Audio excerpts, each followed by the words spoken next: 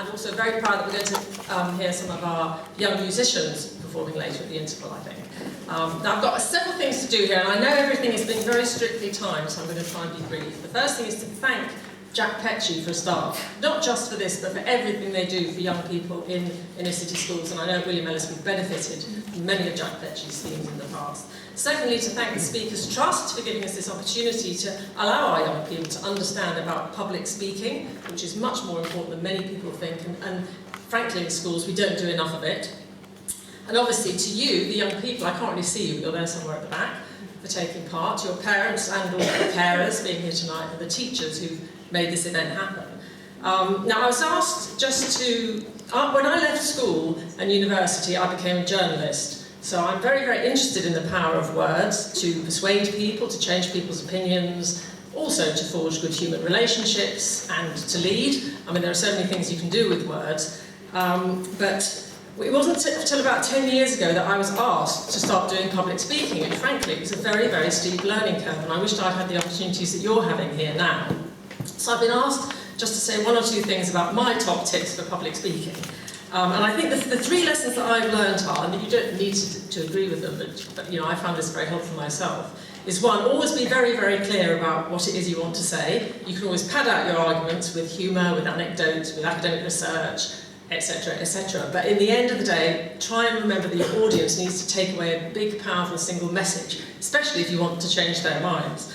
The second thing is that what looks good on a piece of paper, and I find this happens to me a lot, doesn't necessarily translate terribly well into the spoken word. So by all means write things to help yourself formulate your ideas, but very often you need to speak them out loud quite a lot to work out how they're going to sound to other people. And I've often got stuck trying to read something that looks brilliant on a piece of paper, but that simply doesn't work when the words come out of my mouth. And my final point is to remember Benjamin Franklin's advice, fail to prepare and prepare to fail, because there is nothing better than practicing. And there are people who can stand up and make an absolutely brilliant speech at the drop of a hat. And I've worked in politics as well. I worked at Downing Street for 6 years, so I have met people who can do that. I can guarantee you that every single one of them will have spent time thinking about what they want to say, thinking about how they can use their own powers of rhetoric, so it doesn't just come off the cuff. It's all buried away somewhere in practice, in refining your ideas, about thinking about them, and over again until you get them right. So those would be my top tips. Good luck for tonight.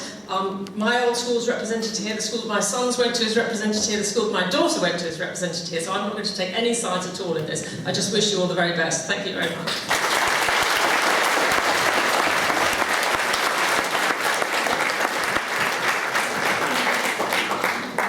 And would you please welcome, representing Speakers Trust, Jane Chambers.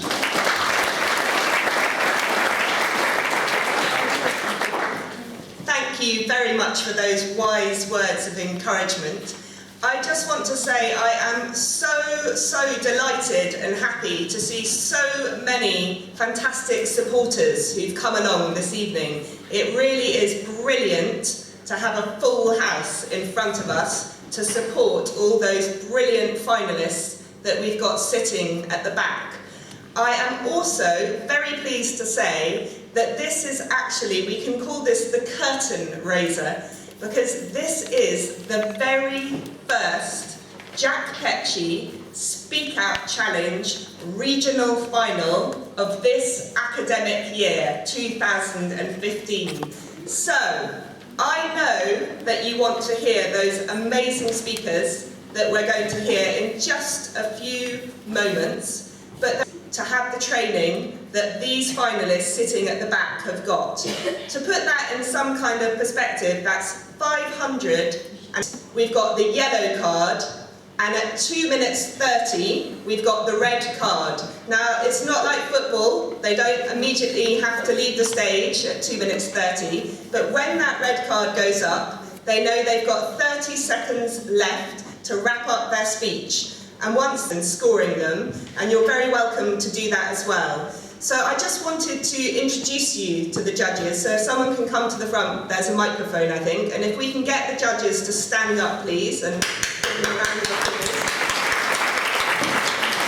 And I would just like each judge to say their name, and if they could just turn very kindly to the audience and just say one thing that will do it for them this evening.